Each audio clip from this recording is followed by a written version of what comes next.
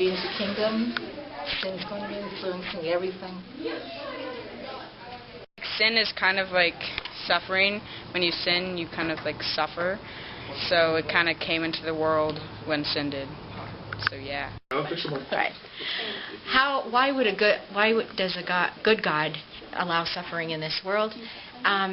It's because without suffering, we wouldn't know what bad stuff was, and our sin is what has led bad stuff into our world.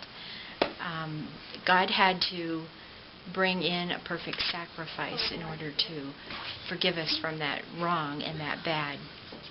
And it had to be a perfect sacrifice. So even God himself had to suffer on the cross in order to show us exactly what goodness and mercy is. So I think that the reason he allows suffering is so that we can know how good he is and why we should be following him. Okay, so God can allow suffering because he uses it for good. Like in the case of that one guy who got sent to Egypt by his brothers. He got stuck in Egypt, and even though that was an awful thing because he got betrayed by his family, God used that for good, and it was his plan, so it worked out. Because he's perfect and he knows what he's doing.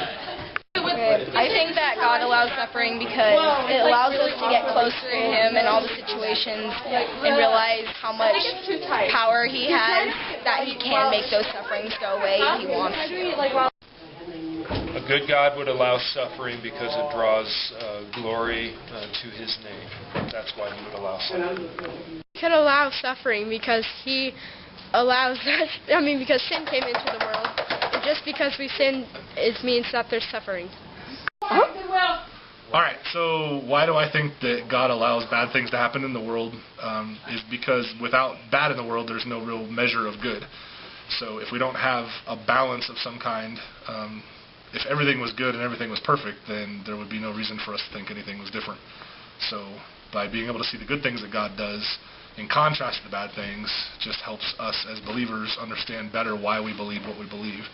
That it's not really God that allows those things to happen, that it's bad people that make bad decisions, and that we as believers have hopefully made good decisions and try to stop that or not allow that stuff to happen. So that's what I think.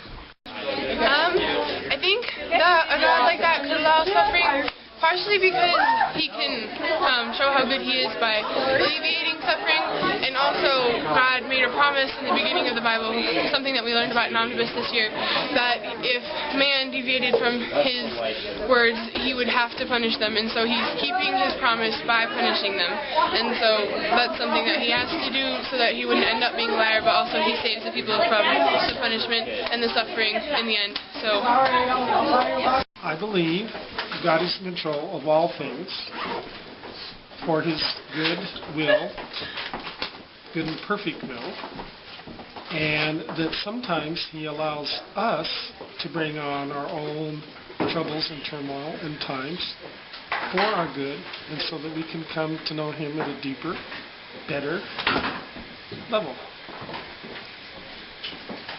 I think God allows bad things to happen to separate the believers from the non-believers. I think he knows that the believers will count on him to make everything okay and to make everything better.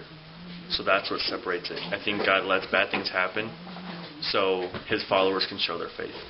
It's kind of not really his fault when you think about it. I mean, the fact that there's sin in the world was us, man, Adam and Eve, taking of the apple. And so suffering isn't really his premeditated plan, but rather a side effect of sin and the fall of man. And so it's not that he's allowing it because it's part of what we created on the world, rather than something that he would have created. Okay, a good God would allow suffering in the world because the world is fallen in sin because of the fall, and he gave man free will, the ability to choose to love him, to follow him, or to do whatever they wanted to do even if it would harm themselves, even if it creates suffering. So it's not really his fault, like Nathan said, but it's because it's the absence of good. It's sort of like darkness is the absence of light, gold is the absence of peace. Bad things just happen because there isn't God to make things better. And one good way that I heard it put was, maybe God is just being a gentleman and we're telling him to get out of our lives, so maybe he's just being a gentleman and stepping back and letting us figure out that we can't do it on our own. How does a good God cause suffering? You know, he doesn't really cause it, but you know what? God gave us the option of good and evil. We have the choice to do a good thing or a bad thing, just like, okay, a little bit of a childish example, cops and robbers. You have the police officers who are the cops, who stop the robbers, who stop the robbers from doing a bad thing, which is their choice. The police officers chose to do something good, or the robbers chose to do something bad. It's all on us to decide. And as far as his power, if he intervened every single time that somebody chose to do something bad, it wouldn't exactly be a choice, would it? So yeah. Okay, how could a good God allow suffering? I think that as human beings, we try to project our own humanity onto God and think that his thought processes, his reasoning must be like ours because we have a lot of it figured out. So there must be a set reason that he allows suffering. And I think that he does allow us to see some of why he lets things happen in the world. And one big reason I know that he shows us is to bring himself glory and to bring others to himself.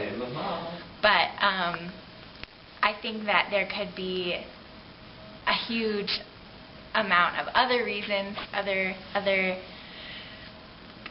divine reasons for allowing suffering that we won't know maybe until we get to heaven and ask him. Yeah. Sometimes we're not going to be able to comprehend whether or not we can't see the greater good all the time. So sometimes some suffering is necessary to his end, which we cannot always comprehend. So I think that's important to try and always look to God and know that he's in control and realize that so that we can but yeah. Okay. Hi, senior seminar class. I recognize most of you. Wait, who's that strange person in blue? Oh, hi. How can a good God allow suffering? I think behind all of that, behind the question there, is a couple of assumptions. First of all, there's an assumption is no, class is not over. You cannot leave. Stay in your seats. Ben, get back to seat. Okay. All right. So the assumption at the root of this is that that if God was good, he would not allow suffering. But is that really true? Because if God is good, does he allow us to go our own way? Would it be a good God who would make us robots? And so behind here is the theology of free will. The Bible does teach that we have choices. Yes, God is sovereign over everything, but he has made us as free agents and able to make our own decisions. And if we are able, as C.S. Lewis says, to be good, we also have to have the freedom to be bad. And so that freedom has the consequences of suffering in this world. But I think that suffering is only really resolved with the idea that God is ultimately the judge who will make things right. Suffering is in this world whether you believe in a good God or not. The question is can God ultimately bring real justice? And in Christianity, he does. And the idea that there is ultimately a judgment where he will set all things right.